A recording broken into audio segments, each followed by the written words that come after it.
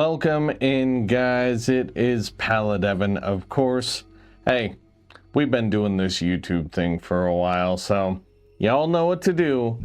If you're liking the content, remember to like, subscribe, and tag that bell for notifications so that you can stay up to date with everything going on in my little world. And let's get to it. Let's face it, the idea of having all the games, all of them, every last one of them. Oh, guys, it's cool. It is 100% cool. And you know what? The idea of playing them, oh, baby. Idea of playing all the games is even better, if I'm being 100% honest. Now, of course, time is the enemy for the latter of these two ideas. And time isn't something we're able to stop. Because of this, and a desire to, save money, of course, I decided around the end of 2025 that it was about time to start working on my library instead of growing it. Like many of us, I have felt the pull from my games. I felt the pull from my backlog. And almost like I've talked about before, some almost job-like, this like job-esque requirement to somehow finish every single game in my library. Guys, this has happened multiple times, and I've commentated on it many times in our previous chats. It's tough not to fall into that mentality. Like, when you look at the level of investment we've all made, in cost alone, but even more so, I brought up time. The time we have invested in gaming, it's colossal. Which, that's I think inarguable, and as I mentioned before, that's the one currency we don't really have control over. Now, going on a game buying freeze in this day and age can also equally come off as a little daunting, mostly because there can be negative connotations that come with it. Feelings like, I don't know, maybe that we're punishing ourselves. That's the first one, at least in my opinion, that came to mind. If I'm being 100% honest and looking inward and being, taking the moment to reflect on how I felt when I was kind of batting around this idea at the end of 2025. I, like all of you, I like new games. I like new experiences. But I've noticed that the desire to experience the new in general, or just to experience a game in general, guys, it's left me with a library. It's left me with a backlog. And I really thought to myself that, like, not allowing myself the time and the space to at least try to have an experience or try to go on these journeys, it's not going to change anything. Like, this particular game edition freeze of mine, I know everyone's experience is going to be a little different if you go on this journey with me, but from what I've found so far, it's really taught me two things. In large part, reflection, and temperance. Sure, while the likes of Resident Evil Requiem definitely got the 2025 pre-order to ensure, I got a chance to play by my rules within this buying freeze. There were some other games that got some pre-orders and purchases at the end of the year, just to make sure, again, that I played in that rule set. I will say games like 007 First Light didn't. And there are going to be a lot of other incredible games coming out this year that didn't get the pre-order treatment. And I highlight First Light because I'm a Bond fan. I am really, really stoked to play that game when it comes out, and I'm not going to be able to because of these rules I have set. I also think, honestly, about Wolverine, man. That game looks awesome. And after seeing Deadpool and Wolverine on the IMAX screen, man, I think a game is a perfect complement to just keep us in that world. I know it's not one-to-one in that world, but just the idea of being Wolverine after coming off of that movie, it's pretty sick. It's pretty sick. Honestly, it's games like Dragon Quest VII, getting that remaster, getting new life breathed into it. Those are things that always have my attention. You guys know how much I love a grand adventure. You know how much I love a JRPG. And yes, thank you, Dragon Quest XI, for pulling me into Dragon Quest. Now, I actually do cite that game specifically, Dragon Quest VII, because I actually own Dragon Warrior 7 on my PS1. It's been a part of my library for, God, maybe 20 years at this point.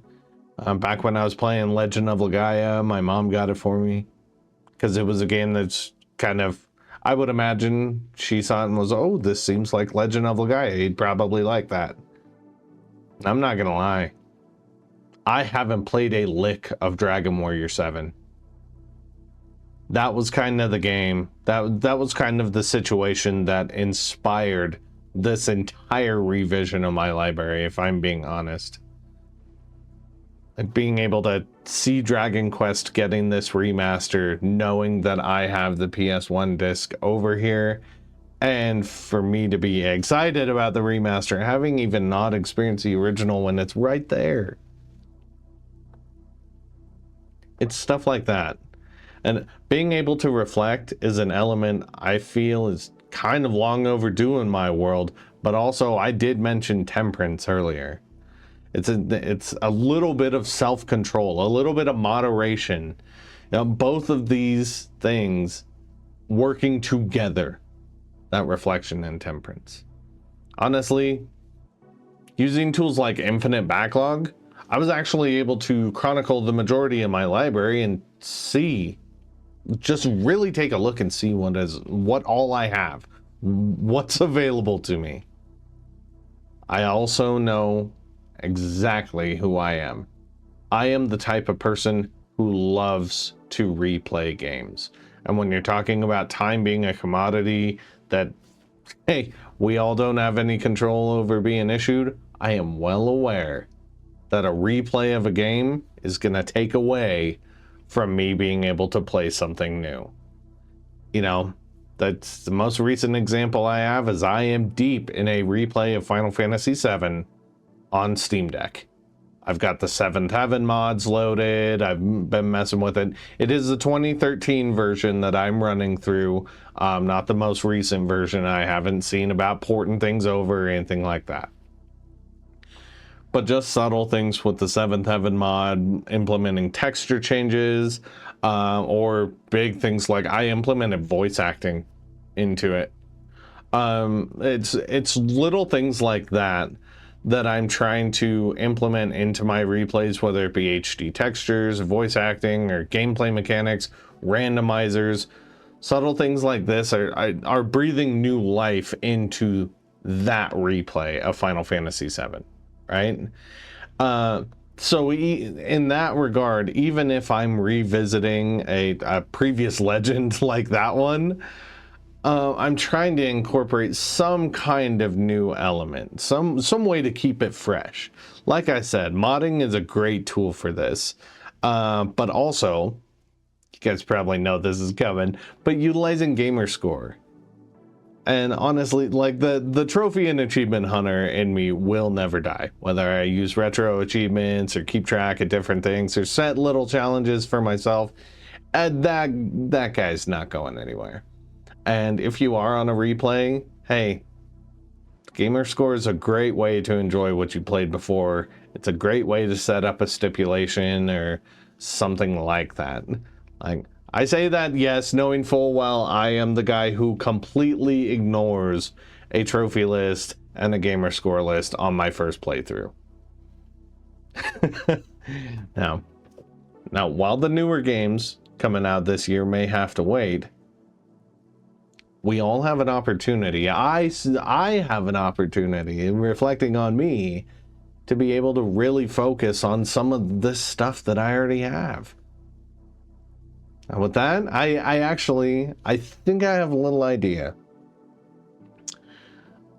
I think I'm gonna periodically post little updates. Maybe let you guys know, hey, I've been playing maybe these couple games over a couple months or something like that. And hey, I might even have a recommendation or two to throw your way. So keep an eye out for those. Keep an eye out for those. I actually like that. I want to share this journey, this experience with y'all, because hey, if some of these games suck, I don't want you to run into that grenade, but also I want you to know if a game's great. I want you all to know.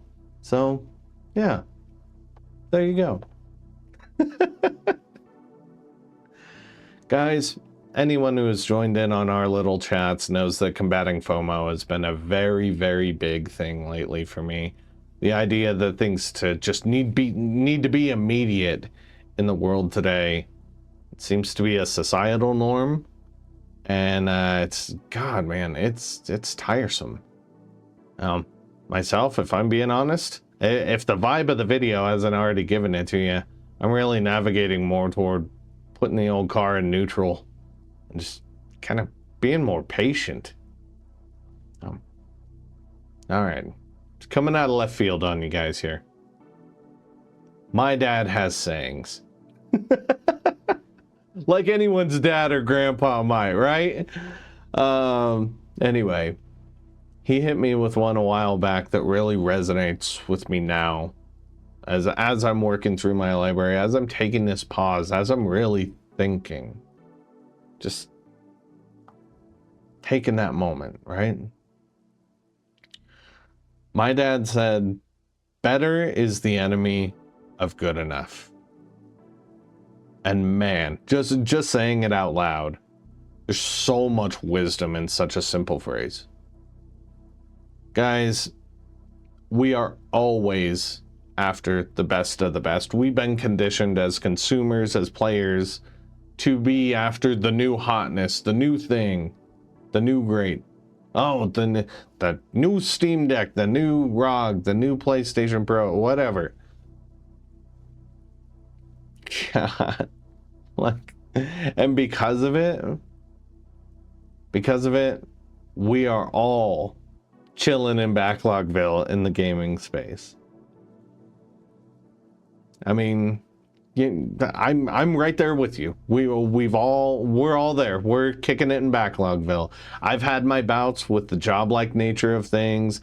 I've looked at games be super affordable and I haven't touched them. I've felt the buyer's remorse.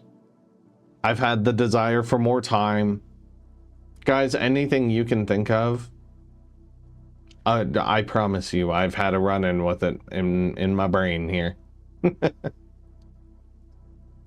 Well, all I'm suggesting in our little talking head here, for myself more than anyone, but hey, you know, if y'all are feeling that constant pull from the gaming world too,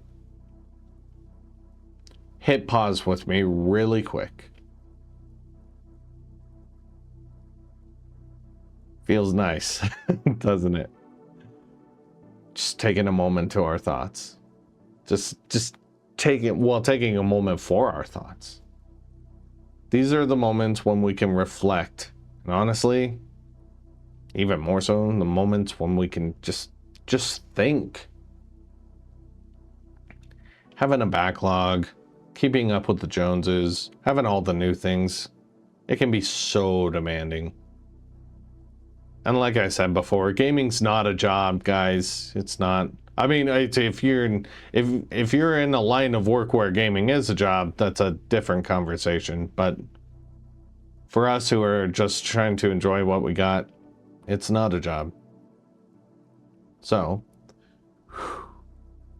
now that we have our breath exhaled, you know, our heads are nice and cool, so we can prevail. Let's focus on what we have right now. Guys, I really don't care if it's the old 3DS you have laying around, or that super nice PS Pro you got chilling in the living room. It's just gushing Resident Evil every chance you get.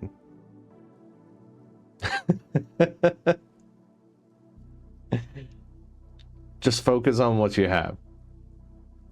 Same with our games. If all you have is Dragon Warrior 7, or if you just got that nice new Dragon Quest 7, you owe it to yourself to give yourself time for a moment to these things.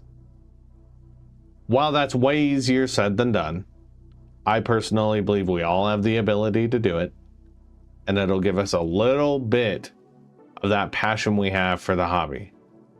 Yes, cool new things are always coming. Just remember to give yourself an opportunity to enjoy what you've got, to experience what you've got. Because, guys, what made us gamers in the first place? The experiences we had. And you know what? We didn't have those experiences by constantly chasing. We had those experiences by giving ourselves time. And yes, as I've said a bunch of times in this video, we don't know how much we have to give. But if we don't give any, what's the point? Right? Don't feel the need to keep up. Don't feel the need to just, oh, I gotta. Guys, we all play in different ways. And pace doesn't have one universal flow or overall cadence that we all have to adhere to. Give yourself time. Go at your pace. Do what you want to do. Because gaming is entertainment. It's a hobby. And it's an awesome one, by the way. We all deserve to enjoy our experiences.